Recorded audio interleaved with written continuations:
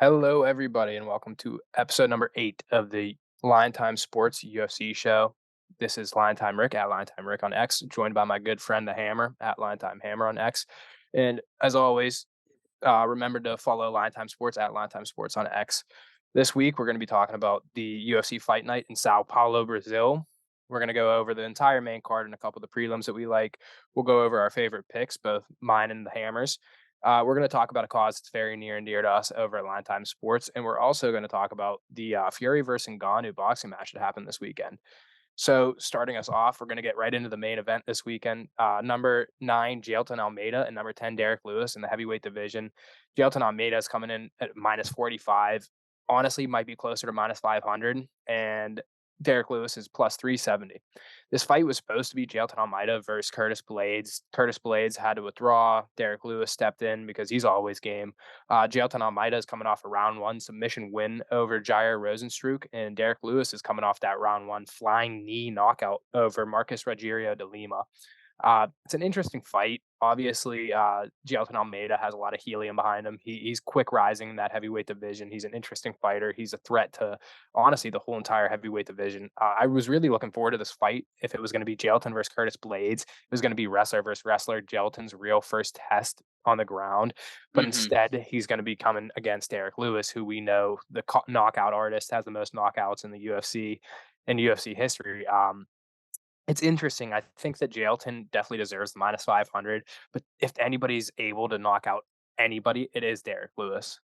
Yeah, I was, like, really excited for Curtis Blades and, Almeida, just like that, wrestler versus wrestler, and especially, Jailton's just so good on the ground. Like, his wrestling's solid, but once he gets you to the ground, he controls you, and he has a plethora of submissions he can work for there. So, yeah, I mean, it's your classic, grappler versus striker matchup. I think that, maybe it's a little steep of a price for Almeida because I feel like this is his, first, like, bigger test in Derek Lewis, but at the same time, it makes sense because of just we've seen Derek Lewis and on the ground, and he's just that's not his game at all. And Almeida's smart enough; he has a very good fight IQ. I think he knows that really his best chance to win this fight is on the ground. I mean, I think he can stand with Derek Lewis too. It just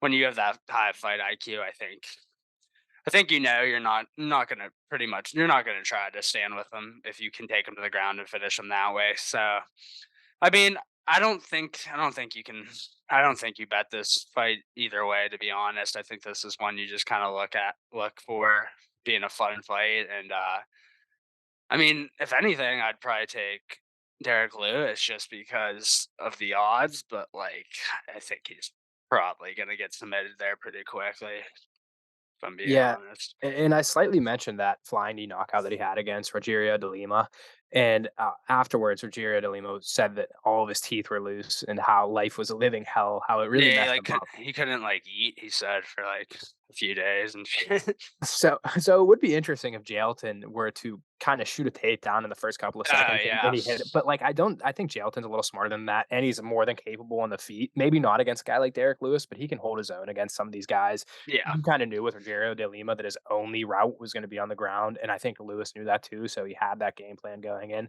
Maybe he'll have the same thing. Maybe Jailton will catch him and throw him on the ground and end it. I think, betting Jailton inside the distance, it's probably still gonna be super juiced, but that might be the only real serviceable bet if you wanna go with Jailton. You can throw him in a parlay. I don't know if it's gonna be worth it at the minus 500 price. I think there's other guys on this card that are close to a minus 500 that have more value as a parlay piece.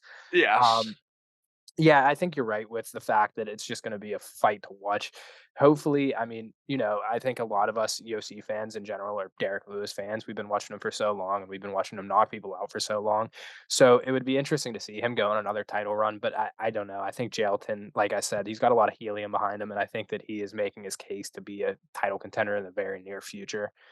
yeah. Um, Especially at heavyweight, man. There's just not that many good wrestlers. Like I said, like the best one's probably Curtis Blades. So I was really excited to see that matchup. But I think he can give a lot of different people trouble in the heavyweight division with his wrestling and his grappling, kind of like Curtis Blades has throughout the years, being a top 10 contender for how many years he's been one. So, yeah, I'm excited for Almeida. I think he's a very good fighter, and I think he's gonna keep rising up here. I think this is a tailor-made matchup for him to show skills.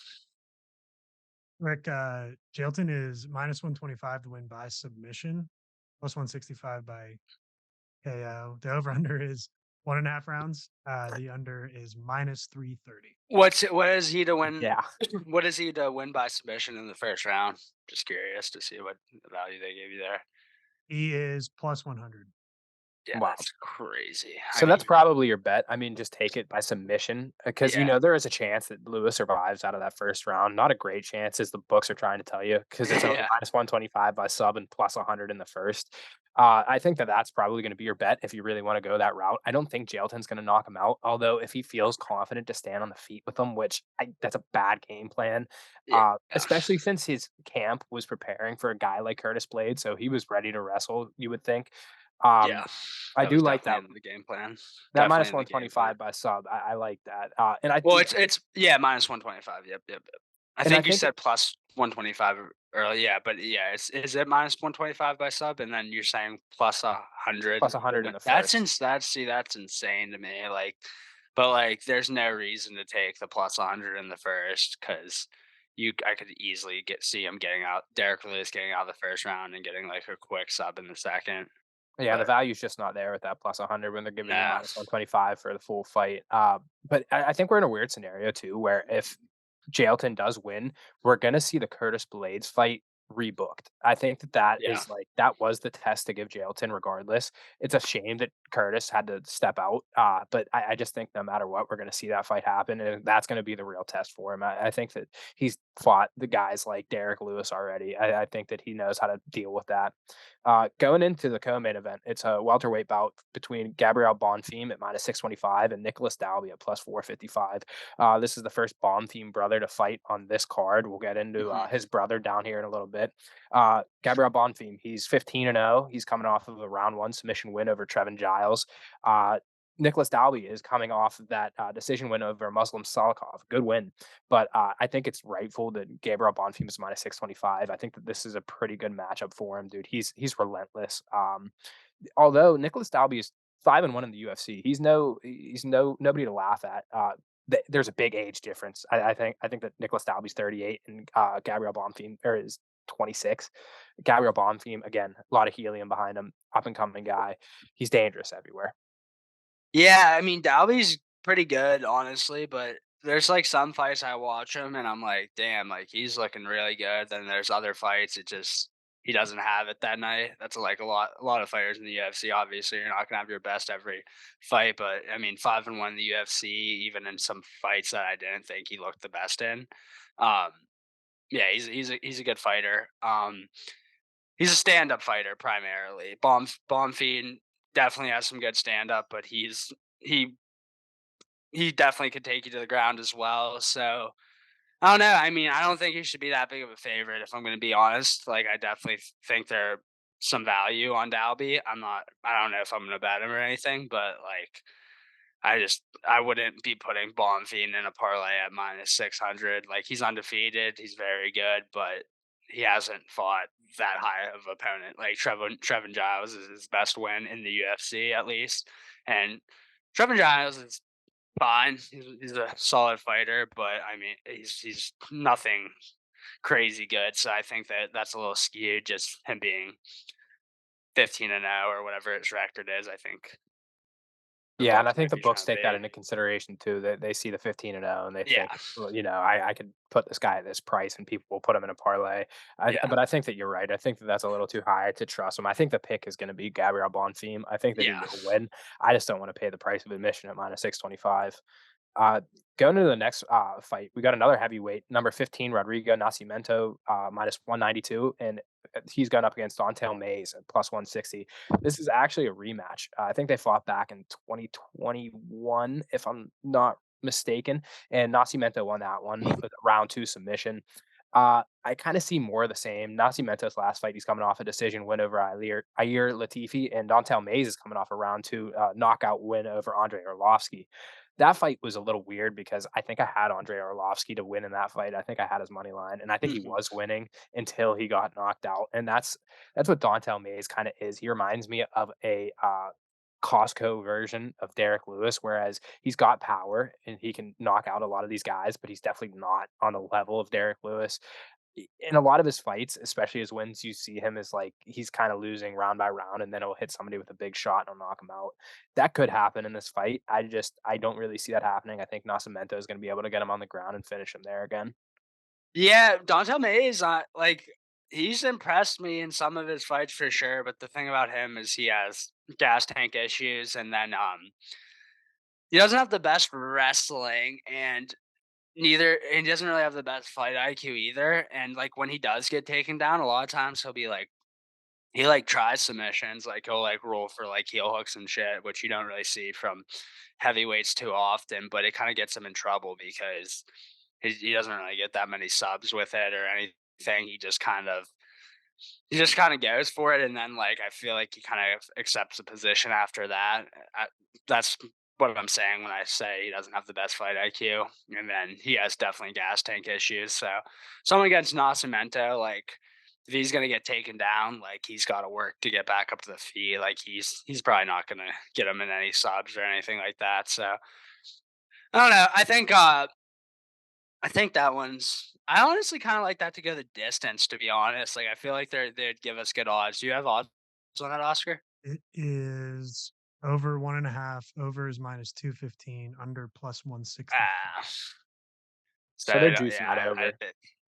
yeah. I mean, I thought they were gonna put it at 2.5, and you get like plus 150. Which if when they open that, they might. But yeah, this is gonna be a no bet for me. I'm pretty excited for that fight to be honest, but don't think Give there's it much value on to, either guy. yeah, no, because you'd have to go to the whole 2.5. It looks like, at least on DraftKings, and then that makes it even money. That's it, or Mm. even sides. Oh, Whatever's wow, it's confirmed. only even money. I do kinda like that, though. I think this fight goes the distance, so I might play that. I think if you wanna bet on that one, I think, over 2.5 is a good bet there. I think Mays will stay out of the submissions a little better here, so I think he could get the distance. I don't think he's gonna knock him out, like, he has power, but it's nothing, like, crazy. It's more about volume power in my opinion. Yeah, for me personally, this is just one of those sloppy heavyweight fights that I think I'm just going to stay away from completely. It's just a lot of different things could happen in this. There's a lot of different parts of the puzzle in this one. Like I said, we could see Dontel Mays come out and hit connect on one big punch, and the fight will be over. You could see Nascimento get Mays to the ground, and like you said, Dontel Mays definitely has gas tank issues, and you could see him just kind of wear and tearing on him and finding a submission in the later rounds. If there is a play, I agree. It probably is over 2.5 if you're getting that at even money. It's just, I think that I'm just going to kind of stay away from this one completely. And There. going into our next fight, we're at middleweight. This is Chao Buralo minus 265 versus Abus Magomedov at plus 215. Chao Buralo, this is an interesting thing that me and the Hammer were talking about earlier. He actually has a grappling loss against Jailton Almeida, and that is such a crazy thing comparing their weight classes. And it was a decision win too, so or a decision win for a Jailton, may I say? So that's just a crazy little stat that I wanted to throw out there. But Chow, he's coming off of a round two rear naked choke win over Michael Alexiak, and he's 5-0 in the UFC. And then there's a Boost who's coming off a round two knockout loss to current champion Sean Strickland. This is an interesting fight. I think that there's definitely value on a Boost at minus or plus 215. I just don't think that Chow has earned that minus 265 yet, especially against a guy like a Boost. I think that this is matchmaking at its finest. It's kind of like a prove it fight for the both of them. Although Mhm. Chow is 5-0 in the UFC, he doesn't really have that high level win yet. We Yeah, haven't he really seen a hasn't. match made against anybody. Yeah, he hasn't fought that many high level guys to be honest, and a lot of the fights he's won, I feel like it was tailor made to his style. He has a really good gas tank, very solid takedowns, and then he controls you when you get to the ground. And he has good submissions, but he doesn't over pursue and lose position going for him. Like he controls you first, which is what you want to do to be a high level fighter. You can't just be a submission guy that loses position. That's how you get gassed and all that. So, um, but I think there's value on a boost. To be honest, this was very close to my favorite pick just because of the value. I think they just kind of rushed Abuse against Sean Strickland. And if you watch that fight, like he did very well in the first 3 minutes of the fight. Like he was landing some good shots on Strickland. Strickland just kind of gassed him and ended up he knocked him out, right?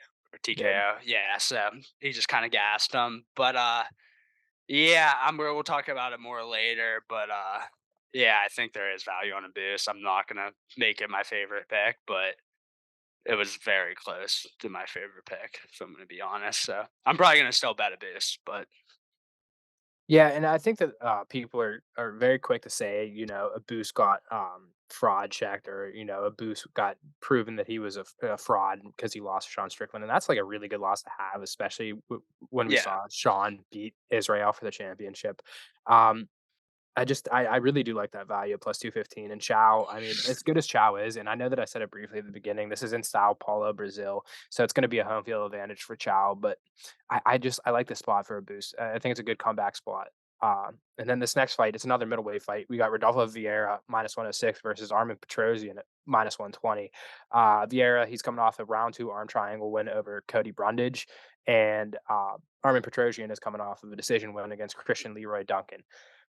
This is a really good fight. yeah, good Rodolfo matchmaking here. Vieira, yeah, great matchmaking. Rodolfo Vieira is a beast. He's super athletic. He's relentless. He's got a lot of energy, a lot of gas in the tank. But same goes for Armin Petrosian. I mean, Armin Petrosian, he's super promising. I really like Armin Petrosian. I think this is a good spot for him. Uh, his takedown defense could be a little suspect, but he's really good at getting back to the feet if he does. Yeah, he's long, lanky. He does a good job of not accepting position. So Vieira's super explosive, but that kind of can get him into trouble. Like he's really jacked, very explosive, very high level jiu-jitsu guy. But I think it was like his first or second fight in the UFC. I'm pretty sure he was still undefeated. He fought Alexander Fluffy Hernandez, and just he won the first round pretty easily, but he depleted the gas tank and then kind of just got picked apart for the. I think he ended up getting finished, but yeah, I think that can get him into trouble, and especially like you said, how Petrosian does a good job of not accepting position. Like I do think he's going to get taken down in the first round and possibly multiple times, but I think he's going. I think that's going to wear on Vieira's gas tank a lot, and I think Petrosian has a pretty substantial advantage on the feet, and I think especially if Vieira gets tired, he'll be very similar to the Hernandez fight where he just can't even put his hands up to block shots, and he's gonna get drowned by Petrosian. So yeah, I like Petrosian in this matchup for sure. To be honest, I thought he was gonna be a little bigger of a favorite, but it makes sense with Vieira's record. He has a very solid record, very well respected grappling guy. So yeah, I'm gonna go Petrosian here. I think minus 120. Yeah, this is another one that we're gonna get into a little bit later. So I'm just gonna leave it at that for now, and we're gonna get into this last fight on the main card, and it's a lightweight fight. And here we have the second Bonfim brother. We got Ishmael Bonfim minus 520 versus Vince Pinchel. Welcome to hell, Pinchel, plus 390. Bonfim's coming off a round one submission loss to Benoit Saint Denis, and Pinchel is coming off a decision loss to Mark Madsen. Uh, Again, it's one of those fights where should Bond theme be a minus 520? Yeah. Is it worth the price of admission? Probably not. And that round one sub loss to Benoit Saint Denis. I think that says more about how good Benoit is than how maybe not so good Ishmael is, because I think Ishmael is really good. I really do. I think he's really talented, like his brother. There's a reason why they're both, minus 500, minus 600s. Vince Pincel, though, I mean, he's another guy that he's nothing to laugh at. I know, like I said, he's coming off a decision out of Mark Madsen, but he's tricky. He's a guy that's hard to get out of a fight. Usually he'll stay in it, but I do think that Ishmael Bonfim is going to be my pick. Just I'm probably not going to pay the minus 520 price. Yeah, like another one, man. Like there might be a little bit of value on Pichel, but I'm probably not going to get involved. I mean, Bonfim had that sweet knockout over Terrence McKinney, put him out cold, and that kind of skyrocketed his popularity because like Terrence McKinney's a very explosive fighter, has a decent following on Twitter. He's very active on Twitter. The fans really like him, though his fight style. But I don't know. I think people kind of took too much into that win. Like Terrence is good, but that's kind of the story on him. Like he's lived by the sword, die by the sword.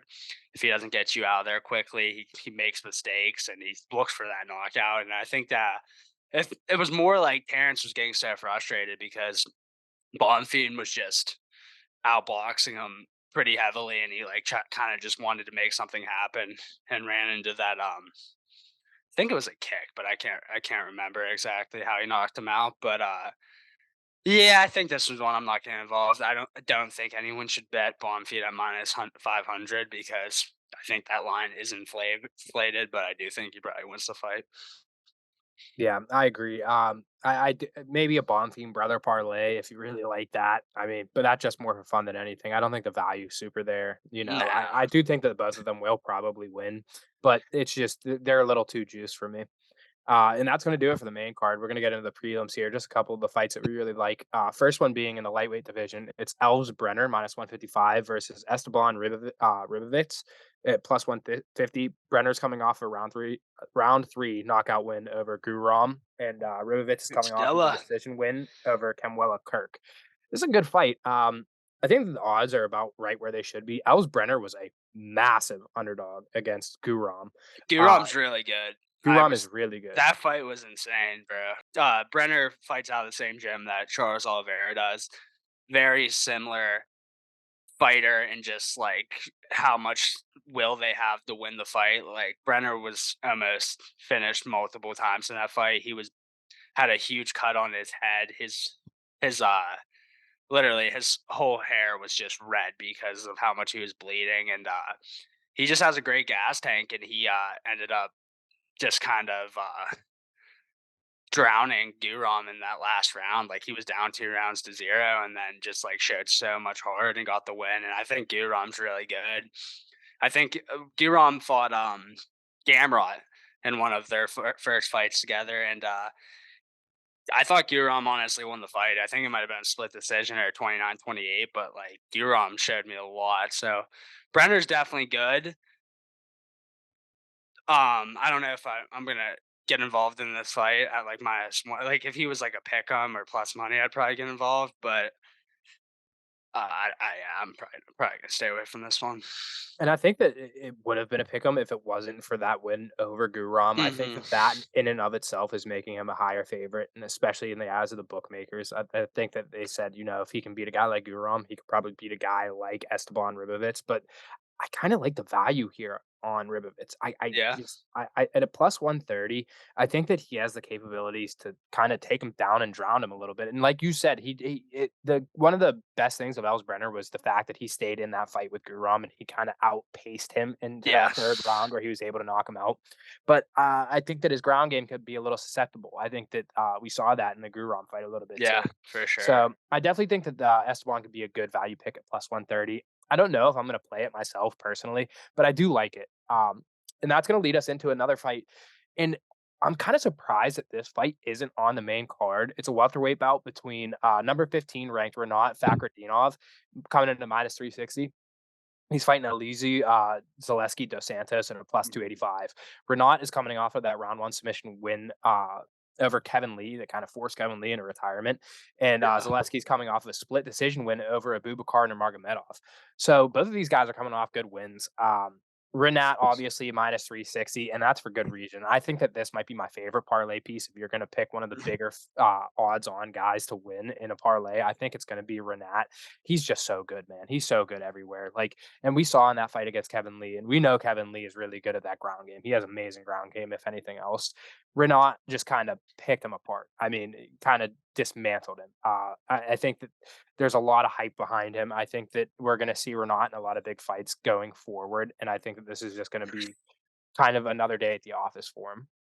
yeah. I mean, dude, I don't know how I feel about Renault just because I have like we don't see him fight that long because he starts out so freaking fast. But I mean, that's just like attributed to how good he is. To be honest, like he finishes people so quickly. But Renault probably will win. But like another this is just like another one where I just think they're giving you a lot of value. Like one of these underdogs is gonna win.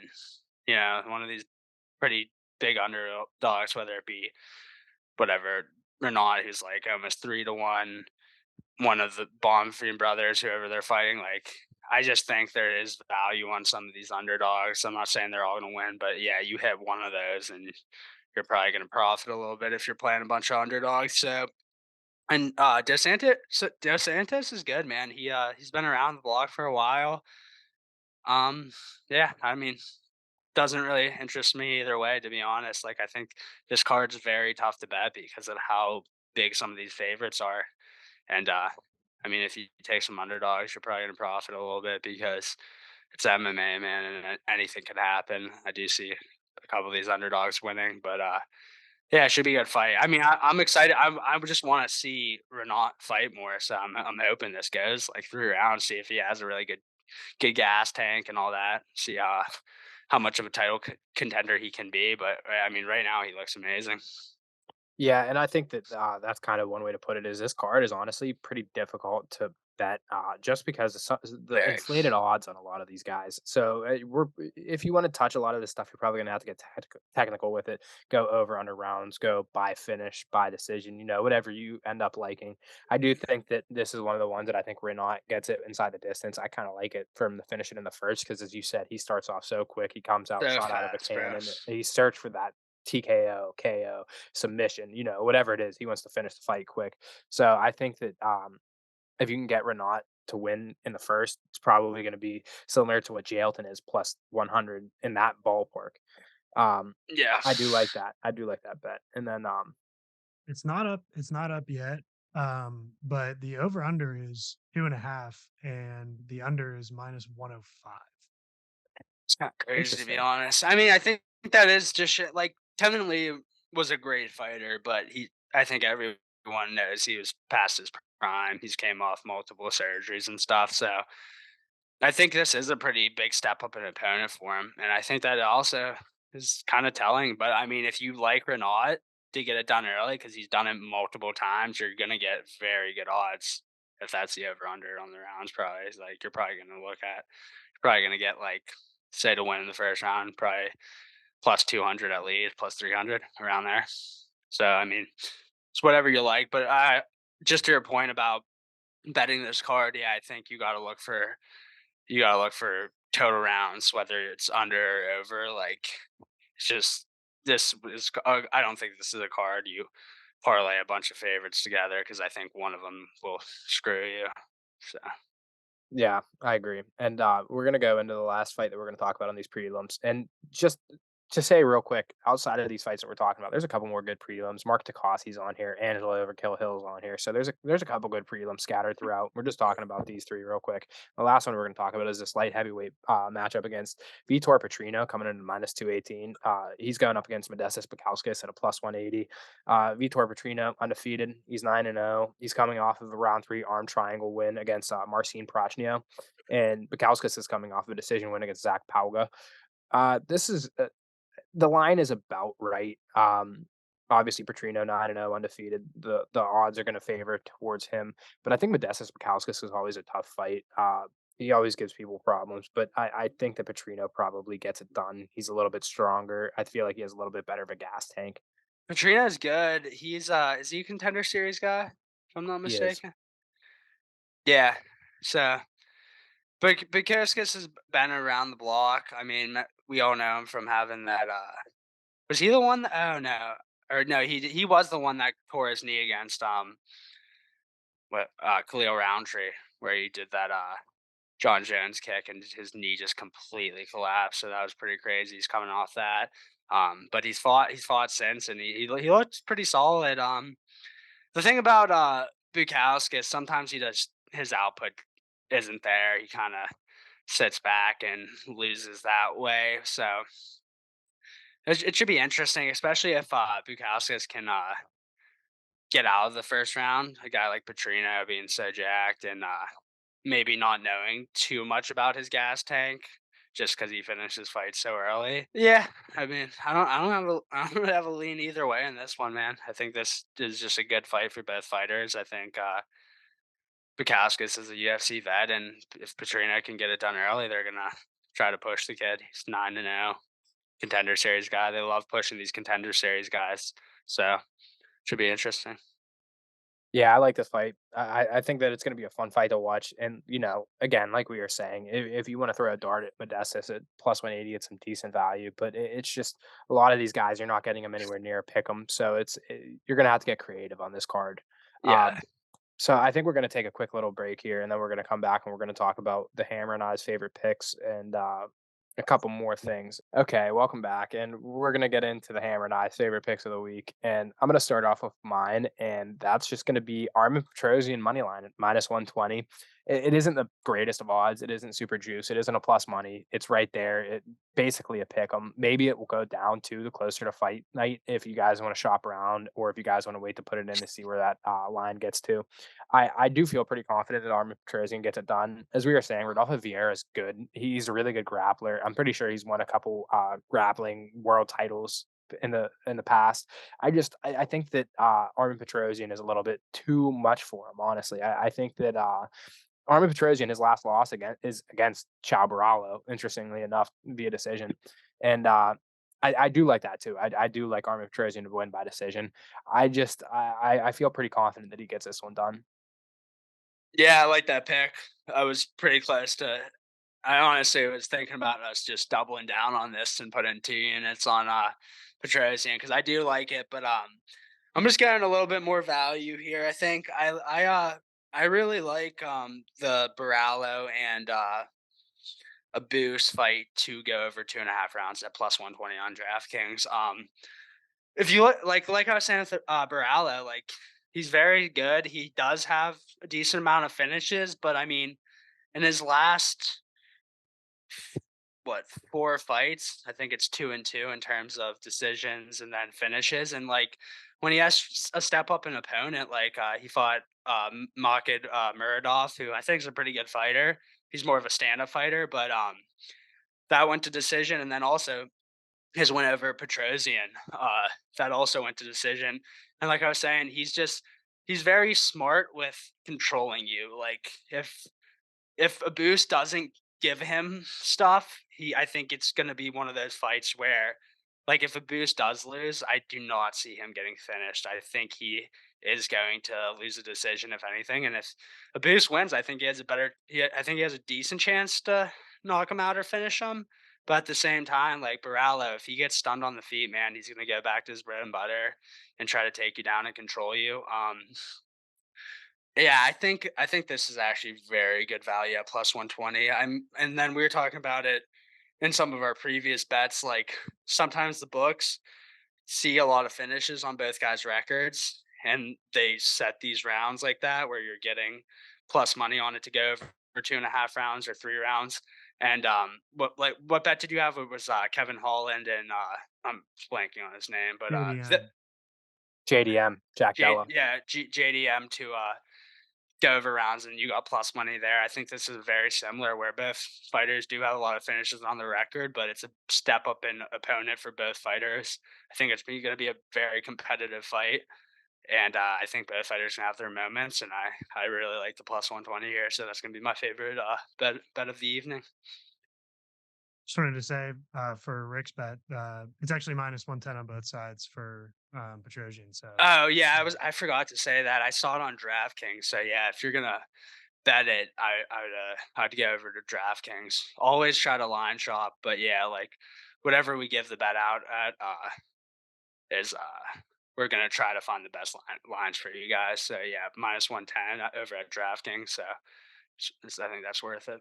Yeah, and I like it even. I mean, obviously, I like it even more to pick 'em. I Yeah. saw it over on FanDuel at a minus 120. So yeah, go over to DraftKings, get that at a pick 'em minus 110. Yeah, I really like that at a pick 'em. Okay, so now that we're done with our favorite bets and talking about the card this weekend, I just want to bring up a cause that's near and dear to us over at LineTime Sports. If you're watching this on YouTube, then you'll see the mustache on my face. If you're listening to it, then imagine this amazing voice for the mustache behind it. If you follow us on TikTok, then you'll see Admin Oscar's amazing mustache. And we're talking about Movember. It is a cause that talks about specifically prostate cancer for men, testicular cancer, and men's mental health. I'm going to invite Admin Oscar in to talk about it a little bit and what we at Line Time Sports are going to do to help and donate to Movember. Yeah, thanks. Appreciate it. Yeah, no, so Movember is, yeah, just like Rick said, supporting men's health, first and foremost. It's a cause I've been donating and raising money for almost 10 years now, which is actually just crazy to think about. But yeah, so basically what it is every single month, grow out a mustache, post some update photos and kind of show it off in support of men's health and raise some funds that way. So this is the first year we're doing it with Line Time Sports, which I'm really, really pumped about to be doing. And since we're a sports betting TikTok and Twitter and a sports betting group, I wanted to put some skin in the game. So did a couple other ways where we're gonna donate a little bit of our own money while we hope to fundraise as well. And one of which is through the Line Time Sports UFC show that you're listening to right now. I'm going to be betting on all of the favorite picks, which, by the way, gentlemen, I already do. But now I'm going to be betting on them all, and I'm going to be taking all the profits from the wins, and that's going to be part of the donation pool. I'm not going to take any away from the losses. I'm not going to steal from charity. So don't worry about any of that. But yeah, we're doing a couple of other things. Number one, we have a referral code with an app called Picket, which is used to track all of your bets. It's a really great app. It's free to download. And when you sign up, you get $3 when you sign up with our code. When we will take the $3 that we get and donate that. Parlay Pat, if you guys follow us on Twitter, he is doing a 49 days of football. He's taking one bet every single day for this 49 days. Whatever his record is, however many games over 500, I'm going to bet $10 per bet over 500 that he is. And on top of that, I'm a Sacramento Kings fan in basketball. So every game they win in November, I'm going to donate $10 as well. So we're adding some money to the pot. Where it's really for a great cause, and I love raising money for it every year. Our goal is $1,000. We just posted a video on TikTok and on Twitter about it. So if you want to learn a little bit more, head on over there and check that out. And check the link in our bio and all of our social media platforms to see where to donate. So thanks. I appreciate it. Yeah, thank you very much, Adam and Nice. Oscar. And at the very slightest, if all you want to do, maybe if you're growing out a mustache for the month, tweet it on over. Tag at Line Time Rick, tag at the Hammer, tag Line Time Sports. Let us see that beautiful mustache that you guys are growing. So we appreciate it. We appreciate you, Adam and Oscar. And just a segue into our last little bit here to talk about this week is the Tyson Fury and Francis Ngannou boxing match. What a spectacle that was! I know that last week we were talking about it and we were speculating, and I will kind of take it myself. I was not giving Francis Ngannou any sort of a chance, and he proved me wrong, man. He did well for the MMA community. He looked very good out there. He didn't end up getting the decision win, but he very well could have. I mean, I'm not going to call it a robbery either way. You can't do that. It was a close fight, and whoever won won. But Francis scored a knockdown on maybe the best heavyweight boxer of our generation. I mean, probably guaranteed the best heavyweight boxer of our generation. It was something. It was very interesting to watch. The future for both guys is kind of up in the air. I think that Fury versus Usyk did get booked for February, but now you think, we know that Francis is signed to PFL, but he's probably going to go and box one of those top guys like Anthony Wilder or Anthony Joshua or Deontay Wilder. He's definitely shown that he can hang in the ring with these top of the world heavyweight boxers. So that's where the money's at. It was a great career decision for him. Yeah, I mean, even outside of the knockdown, he just looked very good. Like Tyson was doing a good job with his jab, but I mean, Francis just he looked like a boxer in there, man. He didn't look just like hey, he had that one punch power. Like I know he tried like a Superman punch at the end there or something, but yeah, I mean, he looked really solid. I think Francis did kind of maybe thought he was up. Maybe he was just trying to pace himself because he starting to get a little gassed, a little. You're in there longer, and it's different than MMA with the rounds and how long you're going. So maybe he was just trying to pace himself with being tired. But I think he could have done a little bit more in those last couple rounds to really solidify it. But yeah, it was a very close fight, and yeah, I'm gonna eat my words as well. Francis looked like a boxer in there, and yeah, he set himself up for pretty much any boxer he wants to fight now because the PFL is cool with it. Like I don't even know if the PFL like even cares about him fighting. Like I mean, they're probably getting a decent amount for like when he does box. There's probably something in the contract there where like he's paying him out at least a little bit, but yeah, I mean, I think the fight to make is him versus Wilder. Just from like what you saw from Fury or not Fury, Ngannou, man, like that's like a dream fight because like Wilder's a very solid fighter, but he's really just like he has that knockout power. A lot of times he when he doesn't get that knockout power, he kind of looks lost out there. So I think that is just like a very good matchup to make. I think both fighters could score knockdowns, both have insane power. So it's a great one for the fans. Anthony Joshua is a little more interesting just because he's a lot more technical than Wilder is. And he's kind of I don't know. Some people may say he's boring because of that. I mean, but he's just a really good boxer in general, man. Like he's smart. He has good fight IQ. So, in terms of getting a win, I think, and even just making more money in general, like I think, uh, I think Wilder has the bigger name, and I think that's just a more fun fight for the fans. Joshua also has a big fan base as well. So I mean, you can't really go wrong either way booking him next. But I feel like yeah, he's 100% going to box his next fight. Yeah, and I really didn't think that this is where we were gonna be at when we were recapping this fight this Yeah, week. I didn't think it was gonna be us talking about the possibilities of Francis's next boxing match. I thought it was gonna be, "Okay, man, Dana, you're gonna get a call from Francis soon. He's gonna beg you to come back." yeah, But, I mean, it's that's where we're at. We're seeing where Francis go next. Like I said, Fury and Usyk is, supposedly gonna be booked for February, again in Saudi Arabia. Um, and that's the thing. I think that Francis and Fury. I think Fury is a more technical fighter. I think he's more of a punch by punch kind of fighter. So I think that him versus Wilder, I think that is the fight to make. I think it's going to be knockout power versus knockout power. It'll be interesting to see how Francis reacts to feeling that knockout power. Not to take away from Fury at all, but he doesn't really have the power that Wilder has. That's not no, how he fights. It's just same thing as you were saying for Anthony Joshua. It's more of a punch by punch technical kind of boxing, 100%. rather where Wilder kind of emulates Francis, where it's that hit like a truck kind of power. Yeah, And it can be ugly at times, but like he's looking for that knockout power or yeah, knockout and punch. we saw it against Fury. I mean, he connected clean, and Fury, as soon as it landed on Fury, you could see it in his face that he felt the full power of Francis Yeah, Ngannou. And like, I could only imagine what that would be like with smaller gloves. Every time I watch some of these boxing matches now, I really start to think of like, I mean, there were people we saw Francis throughout his UFC tenure. I mean, I remember even dreadlocked Francis.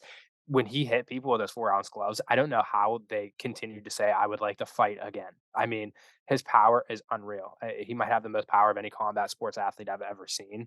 So it's good for Francis, man. It's good that he's proved himself that he can stay in the world of boxing, and I'm sure that that's the route he's going to go. And one thing that I will say about just kind of like the event in general, I'll be honest, I didn't watch any of the fights before Fury and Francis. That spectacle was terrible. It was making me so aggravated. They had a timer on 45 minutes, and then they would come out with 3, 4, 5 different musical artists doing performances, yeah, and then they would say another 20 minutes until the fight, and then it was 20 minutes of walkouts, 3 different anthems. Guys, yeah, yeah. They really do. They do too much, bro. That's the like. I guess it's cool with sometimes the walkouts. They kind of let them do their own thing, but yeah, that's one thing I don't like. Like UFC, man. Like, there's only been what one like live performance, and that was the Conor McGregor Chad Mendes fight. I can't think of anyone which like was amazing, by the way. which that was yeah that was sweet, but like they just kind of did that and got on with it. But you're talking about Francis and the 4 ounce glass, bro.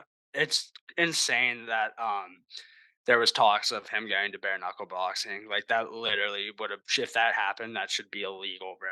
Like I don't know who he would have fought, and wouldn't even want to watch it, bro, because you probably see someone die. And I mean, not someone, just whoever Francis fought. Like that literally should be illegal. And I'm really glad that he was not able to reach a agreement with bare knuckle boxing because I would not have want to see someone die, bro. His power is unbelievable.